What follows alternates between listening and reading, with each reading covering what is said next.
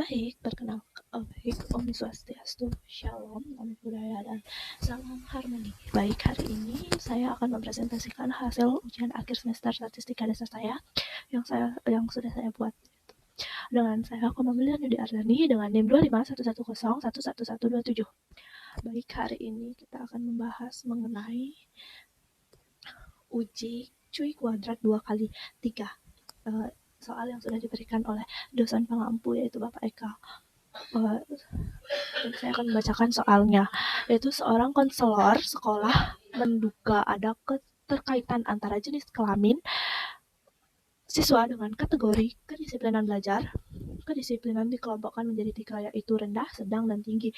Susunan tabel kontingensinya yaitu 2x3. Berdasarkan data domain Anda, lalu uji apakah terdapat hubungan antara jenis kelamin dan kategori kedisiplinan belajar pada tarif A 0,5. Dan saya merumuskan hipotesisnya terlebih dahulu, di mana yaitu HO tidak ada hubungan antara jenis kelamin dan kategori kedisiplinan belajar. Yang kedua yaitu H1 ada hubungan antara jenis kelamin dan kategori kedisiplinan belajar. Baik, di sini saya membuat tabel responden sebanyak 50 siswa, di mana kategorinya itu keterangannya jenis kelamin laki-laki yaitu 1, jenis kelamin perempuan yaitu 2, kedisiplinan belajar yaitu yang rendah yaitu 1, yang sedang itu 2, yang tinggi itu 3. Nah, berdasarkan tabel frekuensi observasi diketahui bahwa dari 24 siswa laki-laki terdapat 9 siswa dengan kedisiplinan rendah, 10 siswa dengan kedisiplinan sedang, dan 5 siswa dengan kedisiplinan tinggi. Sementara dari 26 siswa perempuan terdapat 4 siswa dengan kedisiplinan rendah, 8 siswa dengan kedisiplinan sedang, dan 14 siswa dengan kedisiplinan tinggi. Jumlah keseluruhan responden adalah 50 siswa. Setelah data observasi diperoleh, langkah berikutnya adalah menghitung frekuensi harapan.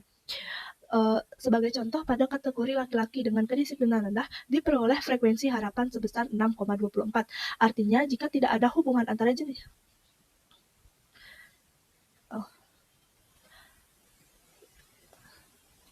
Selanjutnya kita menghitung frekuensi harapan atau FH. Frekuensi harapan merupakan nilai yang seharusnya muncul apabila tidak ada hubungan antara jenis kelamin dan tingkat kedisiplinan belajar. Perhitungan dilakukan dengan mengaitkan total baris dengan total kolom, kemudian dibagi jumlah responden. Seperti contoh pada perhitungan laki-laki sedang, yaitu pada kolom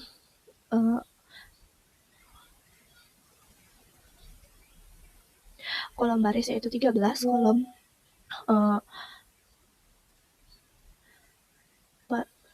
pada total kolom yaitu 24, yaitu di mana 13 kali 24 dibagi 50 responden yang hasilnya 6,24. Nah, setelah seluruh frekuensi harapan diperoleh, ini frekuensi harapan semua diperoleh,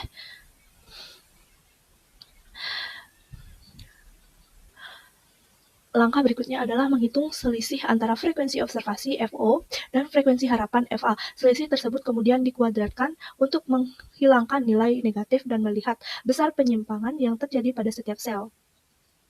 Kemudian nilai kuadrat selisih tersebut dibagi dengan frekuensi harapan masing-masing sel. Hasil pembagian ini disebut kontribusi setiap sel terhadap nilai cuy kuadrat. Semakin besar nilainya, semakin besar pula pengaruh sel tersebut terhadap hubungan antara variabel yang diteliti. Setelah semuanya kontribusi terhitung, seluruh nilai dijumlahkan sehingga diperoleh nilai cuy kuadrat hitung sebesar 6,339. Langkah berikutnya yaitu menentukan derajat bebas atau degree of freedom. Karena tabel yang digunakan berukuran 2x3, maka derajat bebas diperoleh dari rumus baris kurang 1 kali kolom 1 kurang 1. Kolom kurang 1, sehingga didapatkan nilai DB sebesar 2. Berdasarkan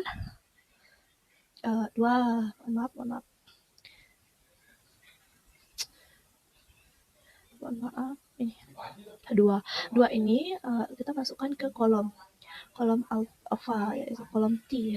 Nah, di sini tadi kan 2. Nah, 2-nya itu kita lihat di kolom 0,05, yaitu ya di sini ya, yang dimana hasilnya yaitu 5,991.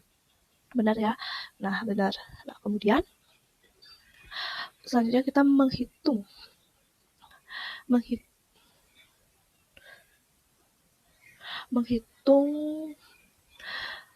nilai cuy kuadrat hitung sebesar 6,339, diketahui 6,339, dan cuy kuadrat tabel yang dimana hasilnya itu 5,991 karena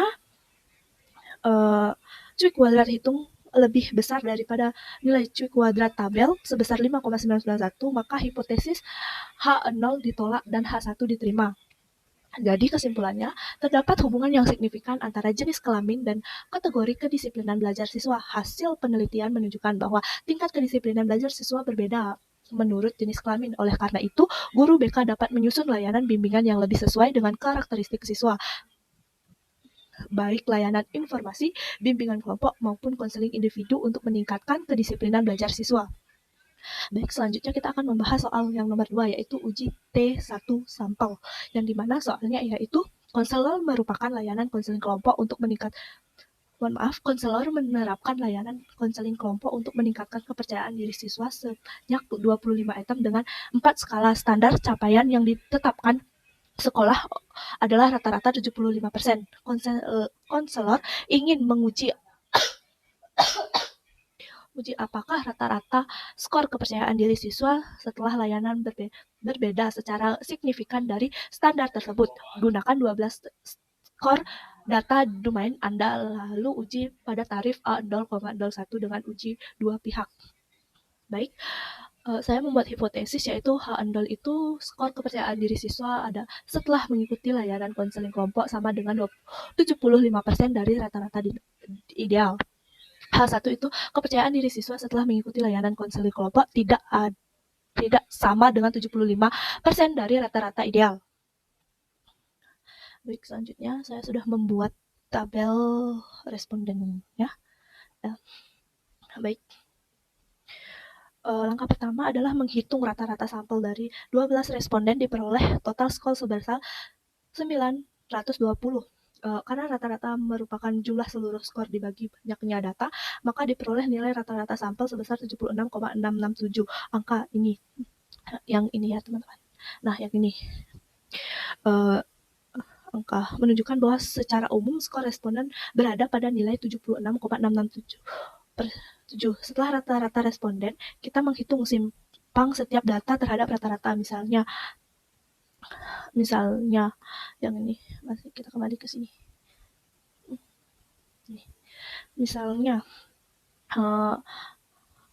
skor 68 memiliki selisih sebesar min 8,667 dari rata-rata, sedangkan skor 86 memiliki selisih sebesar 9,33 dari rata-rata. Selisih ini diperlukan untuk mengetahui seberapa jauh setiap data menyebar dari nilai rata-rata. Nah, karena ada selisih yang bernilai positif dan negatif, maka seluruh selisih kuadrat agar dikuadratkan agar tidak saling menghilangkan. Hasil penjumlahan kuadrat selisihnya diperoleh sebesar 328,664. Nah, nilai tersebut kemudian digunakan untuk menghitung simpang baku sampel. Baik. Yang ini ya teman-teman. Di mana simpan baku menggambarkan tingkat keragaman data dari perhitungan diperoleh. Dari perhitungan ini diperoleh simpang baku sebesar 5,466. Artinya rata-rata penyebaran skor responden dari nilai rata-rata adalah sekitar 5,466 poin. Selanjutnya,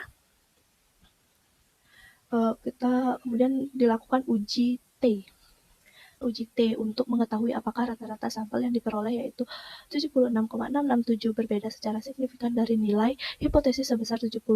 Rumus uji T membandingkan selisih antara rata-rata sampel dan rata-rata hipotesis dengan besarnya kesalahan standar, yang dimana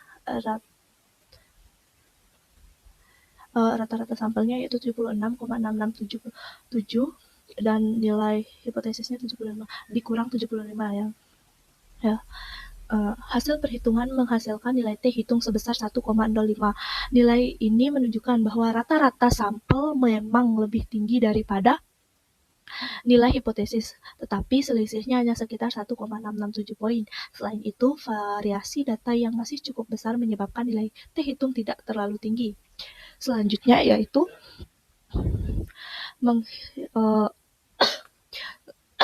derajat bebas dengan rumus N-1 karena jumlah responden 12 orang, maka derajat bebasnya adalah 11.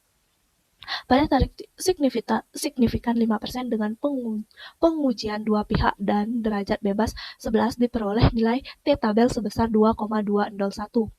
Ketika dibandingkan, kita membandingkan ini